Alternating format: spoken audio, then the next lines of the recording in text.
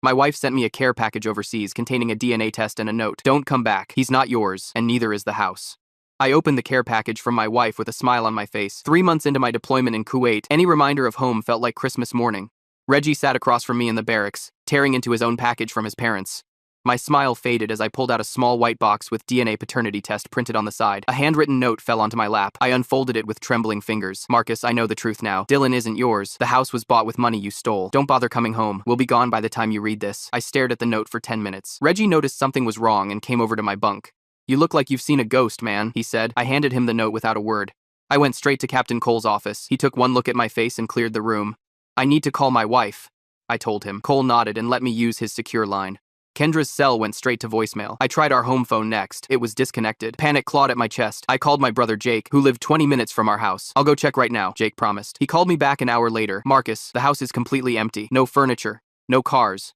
Nothing. The neighbors said they saw movers about 2 weeks ago. They haven't seen Kendra or Dylan since. Cole approved my emergency leave immediately. I was on a transport plane home within 24 hours. The first thing I did when I landed was check our joint bank account. It had been drained 3 weeks earlier. The bank manager, Wesley, pulled up our account history. There were transactions I never made, at stores I'd never visited. Someone took a cash advance of $15,000 using your PIN, Wesley said. He showed me a withdrawal slip with my signature perfectly forged at the bottom. I drove to our house. A strange car sat in the driveway. A woman I'd never seen before answered the door. Can I help you? She asked. I explained that this was my house. We bought this place 2 months ago, she said, looking confused. The sale was completely legal. I have all the paperwork. I went to the DMV next. The clerk looked at my military ID with suspicion. You just renewed your license last month, she said. She pulled up the record on her computer and turned the screen toward me. The photo wasn't me. It was someone who looked similar, but definitely not me. I requested a copy of my credit report. It showed dozens of new accounts opened in my name over the last 4 months. Credit cards, loans, even a new car. The DNA test results arrived by email while I sat in my hotel room. The test claimed Dylan wasn't my biological son. I found Kendra's sister Mallory through Facebook. She agreed to meet me at a coffee shop. I don't understand, she said when I showed her the note. Kendra told everyone you abandoned them for your deployment, that you stole money and disappeared. My heart sank. Mallory, I've been deployed in Kuwait for 3 months. I've sent money home every month. I've video called whenever I could. Mallory looked uncomfortable. Kendra's been living in Phoenix with her new boyfriend. His name is Marcus too, actually. I drove to Phoenix that night. At 6 p.m., I parked across from the address Mallory had given me. My stomach dropped as I watched Kendra walk up to the apartment building. Dylan held her hand, laughing at something she said. A man followed behind them, carrying groceries. He wore my face. Not exactly my face, but close enough. Similar build, similar haircut. He even walked with the same slight limp I'd had since basic training. I watched this stranger kiss my wife. I watched my son call him daddy. Someone had stolen my identity while I was deployed. Someone was living my life. I found Mallory waiting at the coffee shop the next morning. She looked nervous, constantly checking her phone. I talked to Kendra last night, she said. She thinks you abandoned them. She said you stopped calling, stopped sending money, and told her you weren't coming back from Kuwait. My blood ran cold. That's impossible. I've video called whenever I could. I've sent money every month. Mallory showed me photos on her phone. Kendra and Dylan smiling with the imposter at a park. The man had his arm around my wife like he belonged there.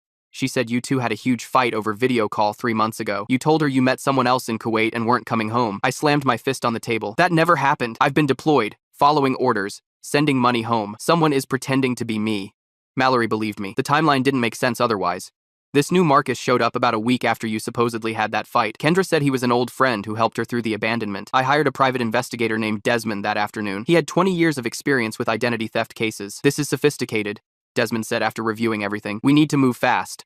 Desmond discovered forged power of attorney documents 2 days later. My signature had been perfectly copied, notarized, and filed with the county clerk. This gave him complete control over your finances, your property, everything, Desmond explained. The forgery is excellent, professional grade. I confronted the mortgage company with my military ID and deployment papers. The manager pulled up the sale documents on his computer. I'm sorry, but everything appears to be in order. The power of attorney is legitimate as far as we can tell. He showed me the closing documents. The imposter had signed my name flawlessly. I met with a lawyer named Blake the next day. He specialized in identity theft cases and had represented military personnel for 15 years. This is one of the worst cases I've ever seen, Blake said after reviewing my documents. We need to file police reports immediately. Blake helped me file identity theft reports with every relevant authority: the FBI, local police, credit bureaus, and military investigative services. Detective Talia Johnson was assigned to my case. She had handled dozens of identity theft cases over her career. Your deployment created the perfect opportunity, she explained. The thief had months to establish himself without fear of you showing up. Wesley from the bank called with more bad news. All the fraudulent transactions came from your home IP address. He was living in your house, using your internet. Desmond sent me photos of Kendra and the imposter living their daily life. They shopped for groceries together. They took Dylan to school. They looked like a normal, happy family. He's completely assumed your identity, Desmond said. He's even attending parent-teacher conferences as you. I interviewed my neighbor Eliza, who had lived next door for 5 years. She'd always collected our mail when we were away.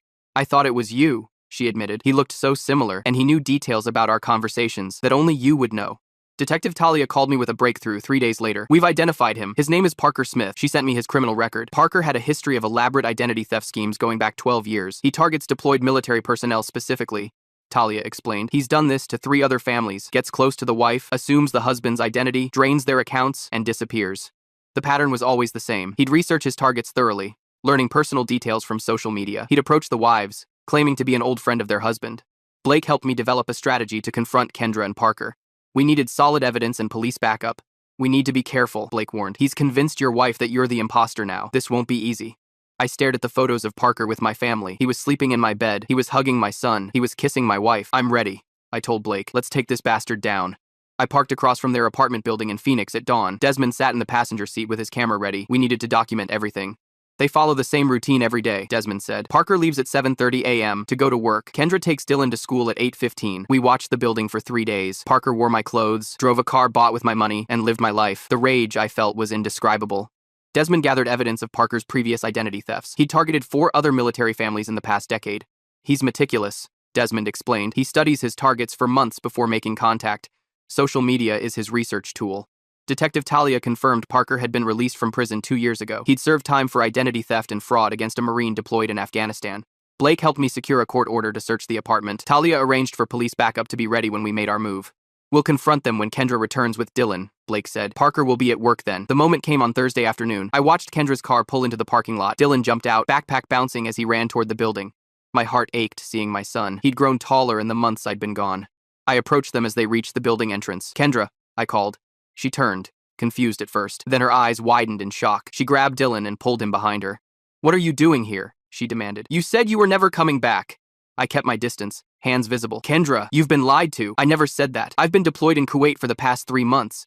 Dylan peeked around her leg. He didn't recognize me. The pain was worse than any physical wound I'd ever experienced. That's not true, Kendra said, voice shaking. You called me. You told me you found someone else. You emptied our accounts. I slowly pulled out my military ID and deployment papers. That wasn't me, Kendra. Someone has been impersonating me. Talia approached with 2 uniformed officers. She showed Kendra her badge. Mrs. Coleman, I'm Detective Johnson. We have evidence that a man named Parker Smith has been impersonating your husband. Confusion crossed Kendra's face. What are you talking about? Marcus has been here with us.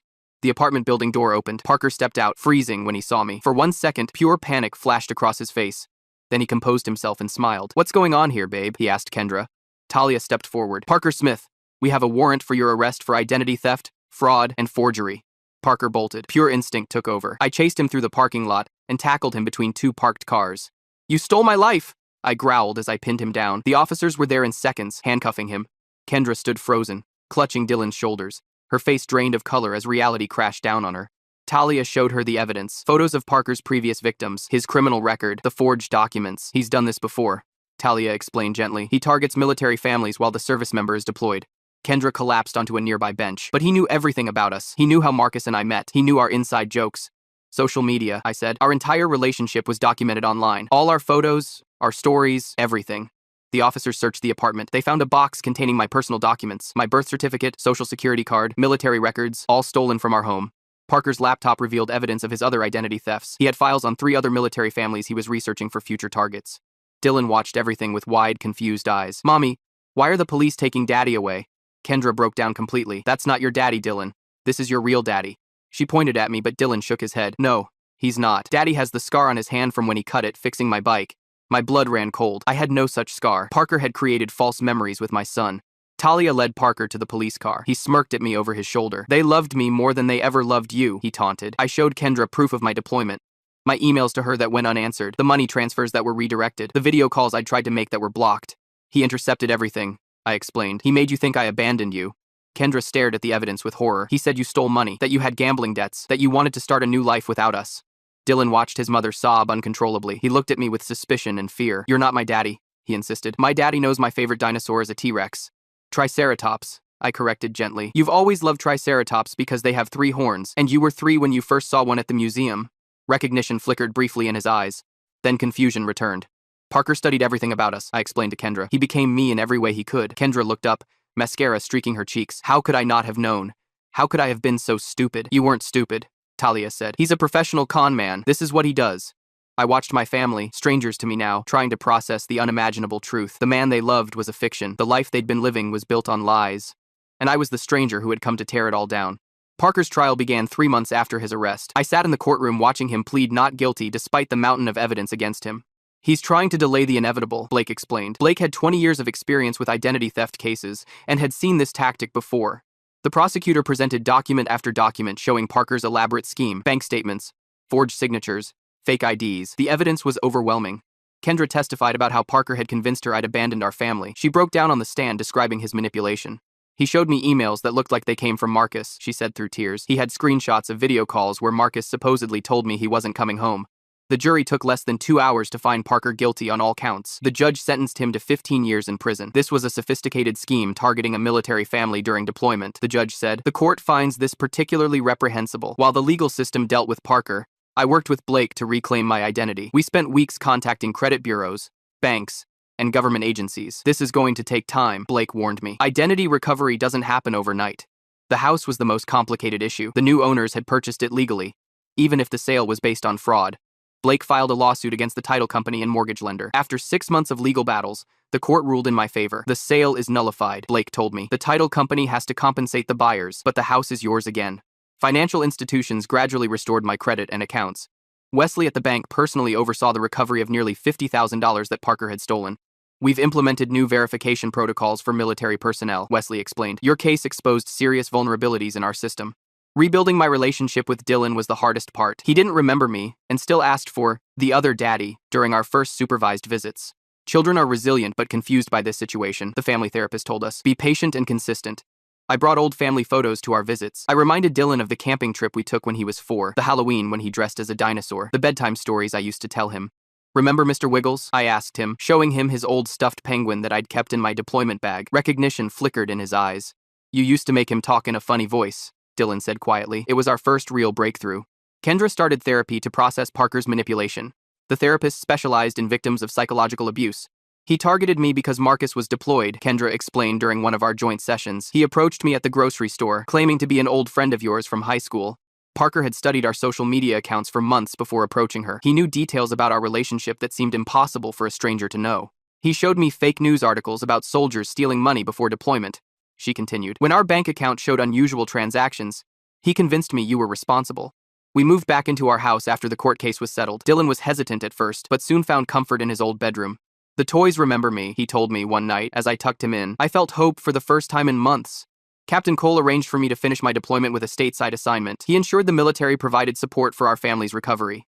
What happened to you could happen to any deployed soldier, Cole said. We're implementing new identity protection measures because of your case. The DNA test that started everything turned out to be falsified. Brianna from the testing lab confirmed Parker had manipulated the results. He accessed your account and uploaded fake data, she explained. The original samples were never actually processed. I was asked to speak at a military conference about identity theft protection. Hundreds of service members attended to learn from my experience. Protect your personal information, I warned them. Limit what you share on social media. Set up verification protocols with your family before deployment. Kendra and I attended marriage counseling twice a week. Trust didn't return quickly, but we were committed to rebuilding. I should have known it wasn't you, she said during one session. There were little things that felt off, but he always had explanations. Dylan's 8th birthday came 6 months after we moved back home. We invited family and a few of his friends from school. Make a wish, I told him as he blew out the candles. He looked at Kendra and me standing together and smiled. I already got it, he said. In that moment, I felt our family healing. I started a foundation to help military families affected by identity theft. We provided resources, legal assistance, and counseling to victims. Your story saved us, one Army wife told me at a foundation event. My husband's identity was being stolen, but we recognized the signs because of you. The military implemented new identity verification protocols for deployed personnel. Families now had secure communication channels that couldn't be intercepted. Coleman's Law was proposed in Congress to increase penalties for those who steal the identities of deployed service members. I testified before a Senate committee about our experience. While I was serving my country, a criminal was destroying my family, I told them. No military family should ever face this nightmare alone. 1 year after Parker's arrest, Dylan came into our bedroom in the middle of the night. He crawled between Kendra and me like he used to do before my deployment. I remember now. he whispered. I remember you're my real dad. I held my son close, feeling the weight of everything we'd lost and everything we'd fought to regain. Some wounds would never fully heal, but we were family again. That was worth fighting for.